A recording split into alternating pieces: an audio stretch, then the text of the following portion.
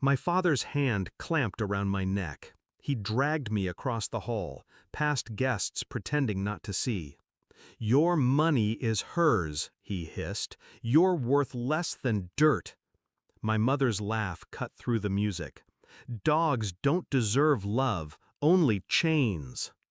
The bride, my sister, smiled, veil shimmering. And I stood there, breathless, my throat bruising, as the family I once bled for made a spectacle of me. They thought I would bow. They thought humiliation was enough to break me. They didn't know what I would do next. I was the firstborn, the unwanted one. From the beginning, my sister was the golden child. She shone, and I was the shadow that proved her light. Every grade I earned, every dollar I saved, they dismissed.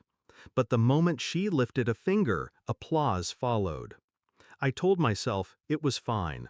That family isn't perfect, but it's still family. I swallowed their insults, their neglect. Until the wedding. Until my father's hand around my throat and my mother's laughter sealed it.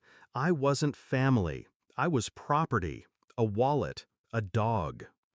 That night, when the celebration ended and they left me with bruises hidden under my collar, I listened. I listened to the way they spoke about me when they thought I wasn't there. "He saved 30,000, my sister whispered, excitement curling in her voice.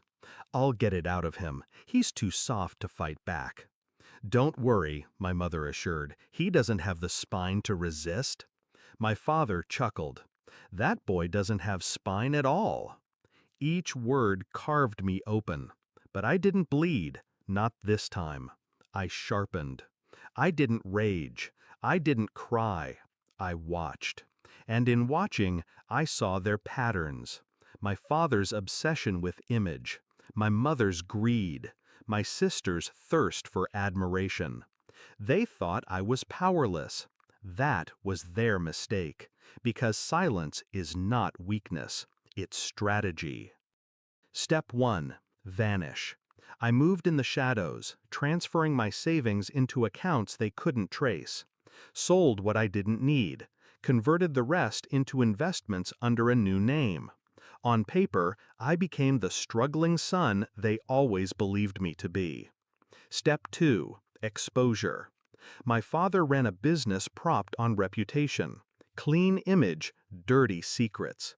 I documented everything. Tax evasion, underpaid workers, bribes, all stored neatly, waiting. Step 3. Patience.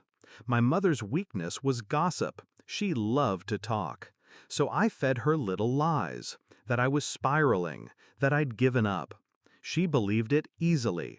And the more convinced she was of my despair, the less she suspected what I was building in silence. Step 4. The strike. The wedding had been their theater. Mine would be the anniversary party. Same guests, same stage. This time, I wouldn't be the dog. I would be the hunter. The night arrived. Golden lights, champagne towers, my father boasting, my mother preening, my sister glowing in jewels I once paid for.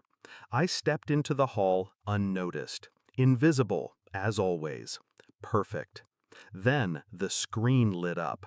My voice filled the room, calm, cold. Ladies and gentlemen, tonight isn't only a celebration, it's a revelation. Faces turned. The first document appeared, a contract my father forged.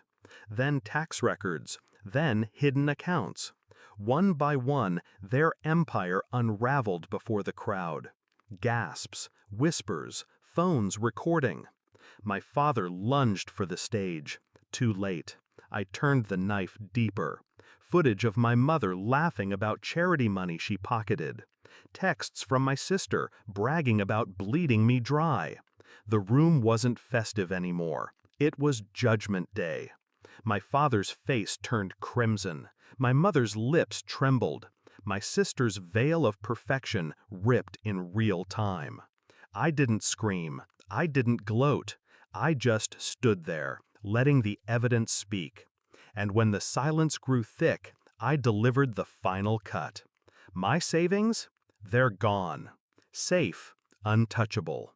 The only thing I have left to give you is truth, and tonight, everyone here knows it.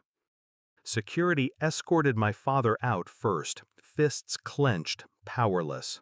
My mother followed, her voice shrill, begging people to believe her lies.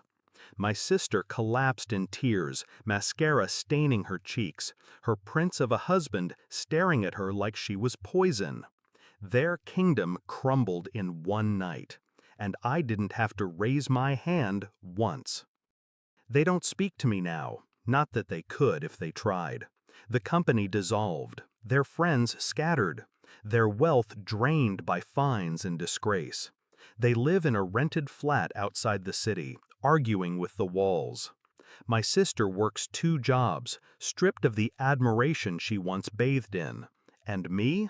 I sit in my own apartment, free. My money, mine. My silence, mine. My life, mine. Sometimes I replay my father's words, "You're worth less than dirt," and I laugh, because dirt feeds the roots, and I grew, while they rotted.